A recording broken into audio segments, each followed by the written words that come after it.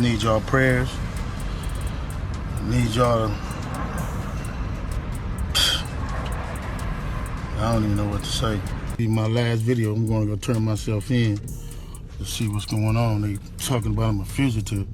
So they just raided all my houses. 600 was actually with the police when they raided my house. And he's actually got video and footage of it. A music executive and alleged LA gang leader Eugene Henley Jr. has just been named in a 43-count federal criminal indictment. Prosecutors accuse Henley of racketeering, fraud, extortion, and embezzlement.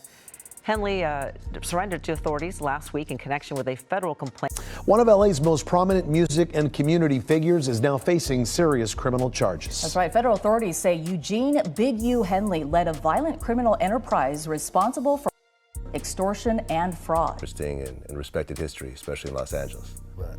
So, what part of LA did you actually grow up in? So you really thought Big U was finished? That he'd vanished into the shadows now that he's locked up? Think again, because even behind bars, Eugene Big U Henley is still calling the damn shots. The whispers on the street, they're loud, louder than ever. They say he's pulling strings with the same swagger, same fear, same authority he had when he walked free. But how far does that control really stretch? Buckle up, because what you're about to hear is wild. So he FaceTimed me and stuff like that. He was like, Nipsey just got killed. I'm like, sick, so I didn't hear that. So I hang up with him. I called Nipsey, and I'm like, Nipsey, what's up? He was like, oh, what's up with it? Nipsey answered. Nipsey answered. He answered the phone. So after I talked to Nipsey, and I was like, yeah, I love you, cuz, or whatever like that. I'll see you later, or whatever. So I hung up the phone. I thought Big U gave wrong information. 30 minutes later, the homies blowing me up like, Big U gave wrong information. 30 minutes later, the homies blowing me up like they just killed Nipsey. You get a call from Big U telling you Nipsey just got killed. Yeah. You panic, call Nip. Nip answer the phone. Yeah. And 30 minutes after you get off the phone with Nip, he get killed. Yeah, I got it. So you think he hit you a little too early? I'm gonna tell you right now, any disrespect anybody that passed away around me, or even my brothers that's alive, and you know they disrespected me or one of us, and I catch you around them just hee ha ha, and or just being cool, you got to go crazy about me. This is my last video before I turn myself in. So this is you on the news. I'm headed back to LA.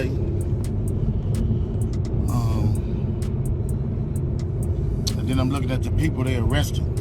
How you gonna go arrest people that... Flashback to March, and bam! The feds came crashing down with a thunderous takedown. Over a dozen people linked to the Rollins 60s Crips, including Big U himself, were hit with federal charges that read like a Hollywood crime script. Racketeering, extortion, human trafficking, financial fraud, and even an assassination linked to a rising rapper in 2021. Yes, you heard that right. Big U, the same man who helped launch Nipsey Hussle's career, walked into court not as a legend, but as a defendant. Dressed in a plain white tee, black sweats, and laceless Nikes, hands cuffed, legs chained, and a crowd of loved ones in the benches watching him face a terrifying storm. So who are the Rollins 60s? They're not just a local crew, they're one of LA's most notorious Cripsettes, born on the bloody streets between Slauson and Florence. Feared, organized, deep-rooted. According to the FBI, they've got reach in multiple states. Each clique, each soldier, living by the same cold, violent code. And Nipsey, he repped them with pride, shouted them out on the intro of his mixtape Crenshaw, rode for the 60s till the tragic day he was gunned down by another Rollins 60s member. Big U, though, he wasn't some distant affiliate, he's an original.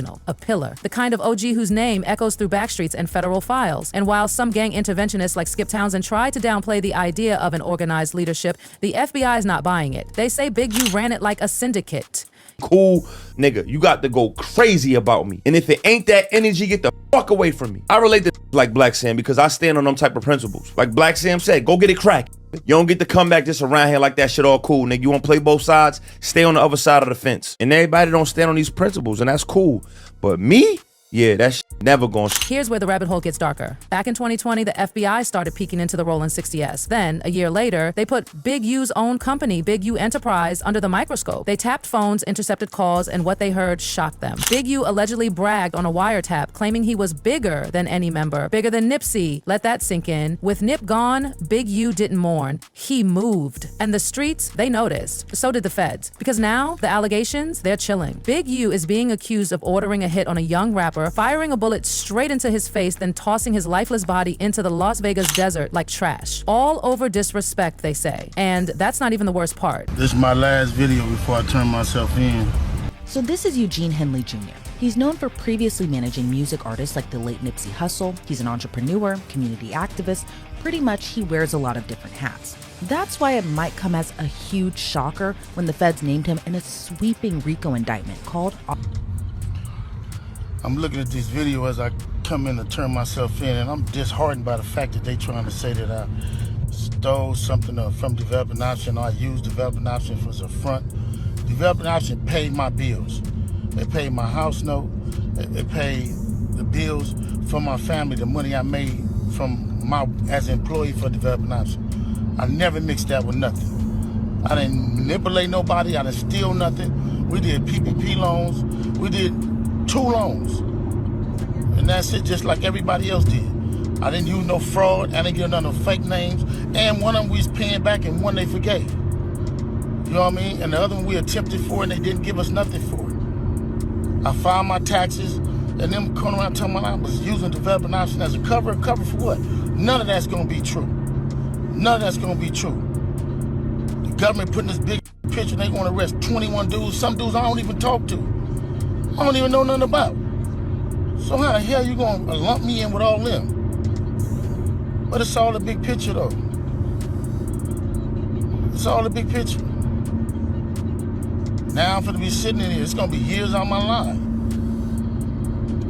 Then you going to get dudes who I don't even talk to. What they gonna say? You ruining people's lives.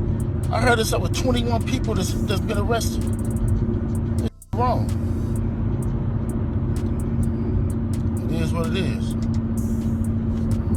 Church, just pray for me. Pray for me, pray for my family.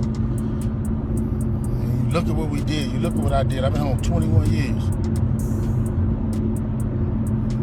It ain't over though. That's what it's not. The feds claimed Big U also ordered a hit on a weed dispensary in LA after they allegedly stopped paying him hush money. That spot got torched, burned. Punishment for cutting him out of the loop. And if you think his shady dealings stopped there, think again. Big U reportedly scammed corporate names, yes, celebrities, out of their charity dollars. Draymond Green, Shaquille O'Neal, people who believed they were donating to the community, to kids, to peace. But the money, according to the feds, it ended up right in Big U's own account. His nonprofit, Developing Options, was funded by the city itself through the GRID program, meant to reduce gang violence. From 2018 to 2023, over $2 million, 0 cents flowed into the program, and now it's being called a scam. Mayor Karen Bass's team responded quickly, saying they're cracking down, that the real issue is deception, not the program. But Big U, he didn't take it quietly. He hit social media fast, brushing it all off as lies, gossip, online fiction. He didn't mention the homicide claims directly, but called the charges total bullcrap. Yeah, those were his words. Linking him to the 2021 killing of an aspiring rapper.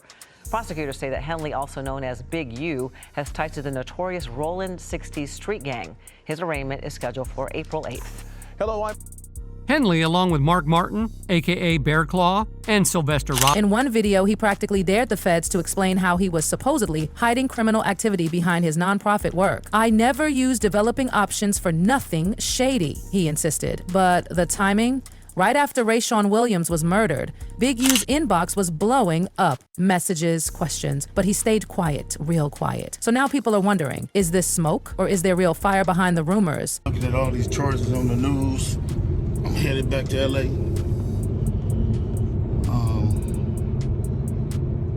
And then I'm looking at the people they arrested. How you gonna go arrest people that I don't even talk to? That's a built-in liar right there. You know what I mean? So is that how they gonna work the case? Everybody know I don't with Cannon. Everybody know I don't with Brick Baby. So if you want to arrest certain dudes, and put them next to me, them is the dudes you gonna have that call themselves turning against me. Well, ain't no turn against me. I ain't going for that. You might as well go get 600 and whack. These dudes been saying I did all year. So what they doing is they go on the internet and these dudes say that I did shit on the internet. Then when you say I did on the internet, they go investigate it. Now you raiding my houses, raiding my shops, raiding all this stuff. And talking about I'm committing crimes and covering up with developing option. What crimes am I committing to cover up with developing option? You know what I'm saying? I ain't committed no crimes and covered nothing up with developing option. It's crazy. But this how they get you. They get one or two people to say something. Ain't gonna be no real evidence. Ain't gonna be no real nothing. It's gonna be a repeated thug. It's gonna be a bunch of people in jail for a bunch of different crimes that don't have nothing to do with me. They finna lump all of us up and say it's all around the 60s. Watch and see. We just seen it with Thug. I'm finna experience the same thing out here. I knew it was coming. Now they on there saying all this stuff to assassinate my character.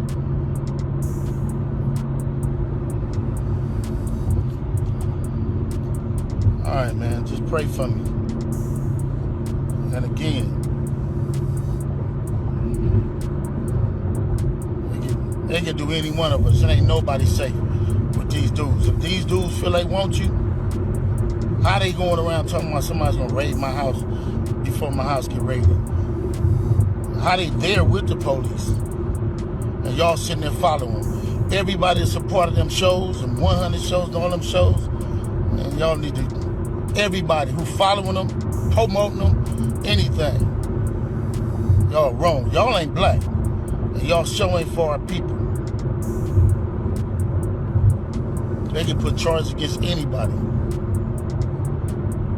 Here's what's confirmed. Big U isn't alone. Authorities say 18 others from the Rolling 60S were charged in this massive case. And the names involved? They'll shock you. Mark Martin, aka Bear Claw, wasn't just a guy in the background. He was the CFO of Big U's nonprofit, a man respected in intervention circles, a so-called mentor to youth. Then there's rapper Loose Cannon, real name T-Main Ashley Williams, arrested in Vegas for a robbery tied to Big U's order. He even confessed on camera on the No Jumper podcast. The episode vanished, allegedly after Big U sent a cease and desist. The wildest name, Armani Affley. She said Big U paid her $1,000 0 cents to take 3 women from California to Vegas for trafficking. I'm known for bringing the hoes, she told the FBI. Wiretap audio captured Big U saying, "They're grown. That ain't a crime. That tape is now evidence." But the spider web keeps growing. Frederick Blandon, Tiffany Hines, Christian Forbes, Devonian Hughes, Lamont Green, Zaire Mitchell, Akarapa Brick Baby, all hit with charges ranging from firearm possession to meth distribution to bank fraud. Even a Koreatown clothing store, New Leaf Clothing, is alleged to be a firearms front run by undocumented felons. The whole case is like a Netflix series come to life, and Big U, he still claims he barely knows most of them.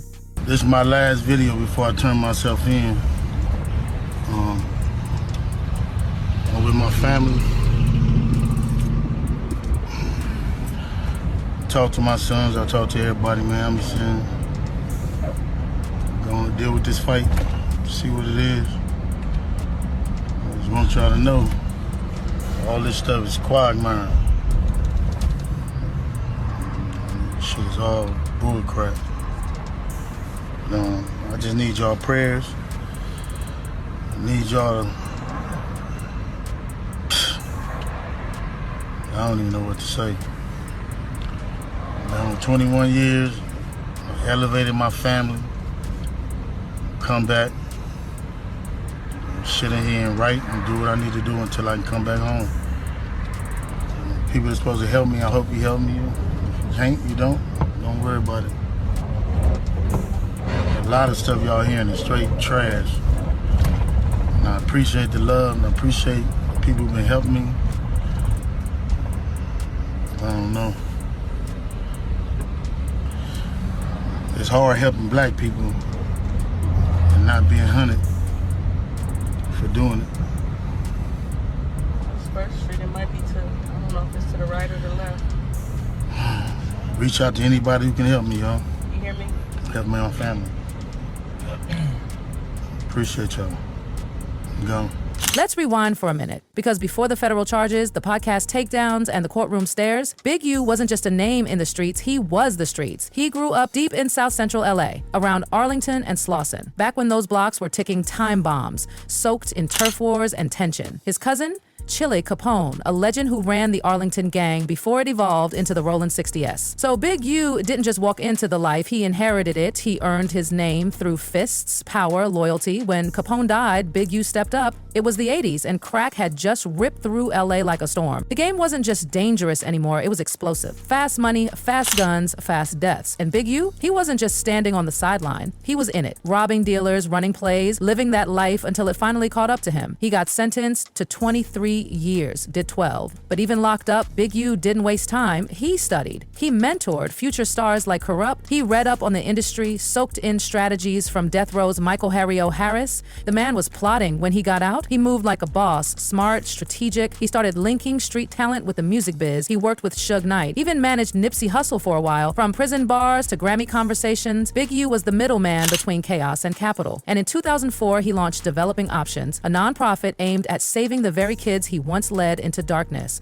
It sounded noble, real. Even the city believed in him. But now, everything he built is under fire. Everything he claimed to stand for is collapsing under these charges. And what's worse, people are starting to believe he never left that old life behind, because now they're dragging his name into Nipsey's murder. Associating with Eric Holder anymore. You see what I'm saying? Well, to put yourself in an environment. Yeah, having the store right there is associated with that's the problem. That was the problem. If the store was on Melrose, the store was in Beverly Hills, the store was in Calabasas, the store was in Burbank. Like, I can keep going on and on in LA. Anywhere but the Crenshaw district. Yep, the darkest theory is back. That Big U had something to do with Nipsey Hussle's tragic death. The one that rocked LA, the one that still haunts fans around the world. And even though Big U has repeatedly denied it, saying Nip was like a little brother to him, something just reopened those wounds. Black Sam, Nip's blood brother, sat down with Big Boy for an interview, and what came out? Chilling. Nipsey died, right? Mm-hmm. When Nipsey got killed, we probably had about 375, 400 kids that was in our program. And I had the travel basketball team. We had a contract with Adidas that was worth about $3 million that Kanye West gave us. Wow. And then I had like a bunch of other different contracts and for a nonprofit. We were really thriving. Then Nipsey gets killed. Right after Nipsey gets killed, then the rumor goes out, Big U had something to do. We lost everything. You lost all those? Everyone, I tell you everything. Wow. Kanye stopped answering the phone. Adidas stopped answering the phone. And I ended up almost going dead broke because we already committed to this. Sam said something that made everyone pause. He mentioned the shooter, Eric Holder, wearing a red shirt that day. And if you know LA gang politics, you know how strange that is. Red is the color of the Bloods. The shooter was Rollin' 60s. That red shirt, it didn't fit. Sam called it a setup, said it looked like a decoy meant to mislead. Said Holder came shirtless at first, disappeared, came back with that red shirt, and then pulled the trigger. The whole thing felt off, like Holder didn't act alone, like someone sent him. You know how many people over here have did stuff and told, and did, even if Eric Holder was a snitch. What the fuck? And I don't know if that's what the conversation went, but why even talk about that with this peon? And what happened next was pure tragedy. March 31st, 2019, around 3:18 p.m., Nipsey was gunned down in broad daylight in front of his own store. 10 shots. Then, sickeningly, the shooter kicked him in the head after he dropped. That part was caught on camera. That moment changed LA forever. Crash out, broad daylight, whoever. Where's this nigga at? That was the mind space at that point. Hustle pull up, we in the doorway.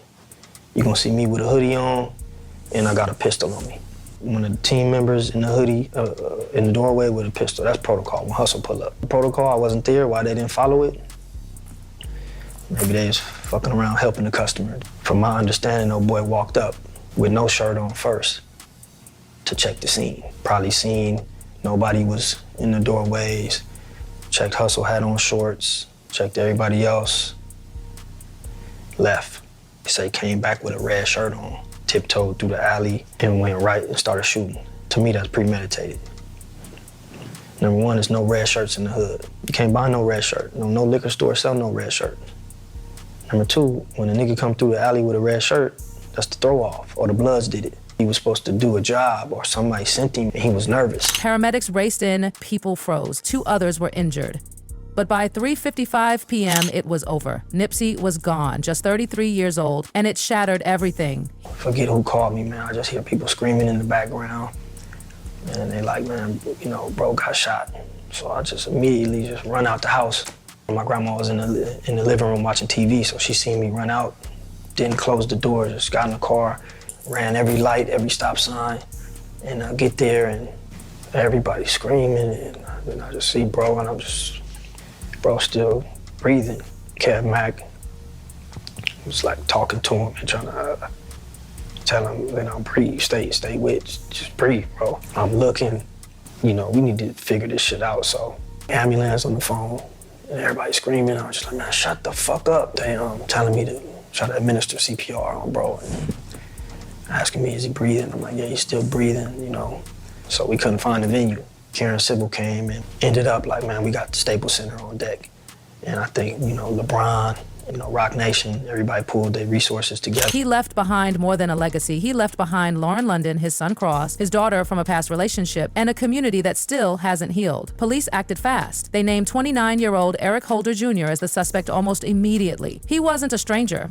He knew Nip personally. Word was, it all started over a snitching accusation, a beef that spiraled, a personal vendetta that ended in murder. 2 days later, Holder was arrested and thrown into solitary. At Mustard House, we was watching the Duke versus Michigan game.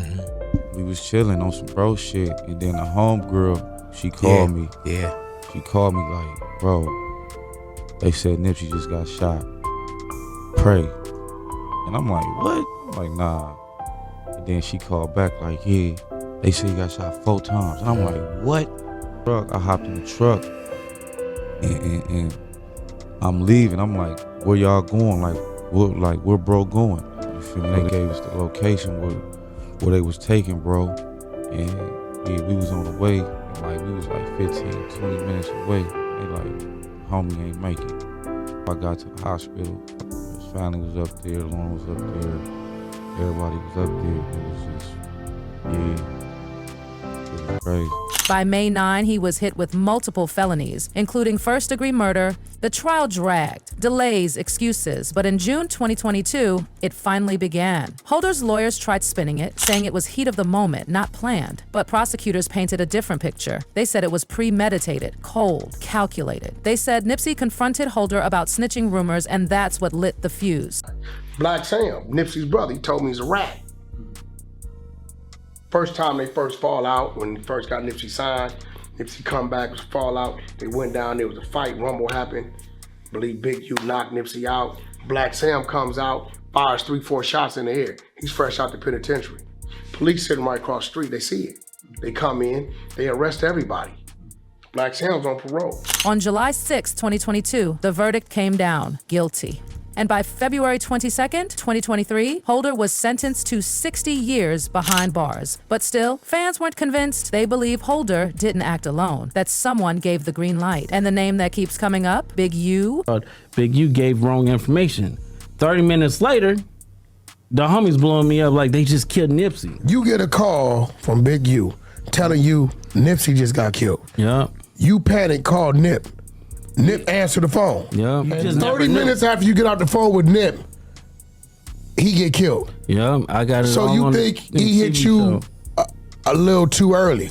People started putting the puzzle together. Eugene, Big U Henley, once a mentor to Nip, a music exec, a gang figure, a reformed felon, or so we thought. Loose Cannon, yes, the same rapper caught in the Fed sweep, is Tanisha Foster's cousin, Tanisha being Nip's baby mama. And in an old No Jumper interview, Loose said something shocking. He claimed Big U called him before Nip was even hit, talking like it already happened. That interview pulled, removed, cease and desist. But Luce didn't back down. He said if Big U's first move was a legal threat, maybe he had something to hide. He never flat out said Big U gave the order, but he did say Big U might have known and said nothing. And then came Black Sam's bombshell. Sam said Nipsey had started distancing himself before he was killed. There was tension behind the scenes, misunderstandings, trust cracks, and now people are wondering, was Nip planning to cut ties for good? Did someone feel threatened? Because whether Big U is guilty or not, his name is in the mix. nights. The whispers are louder, the streets are buzzing, and Big U, he's in a cell, watching the world spin, watching his empire collapse, watching his name burn on every blog, every podcast, every street corner that once feared him.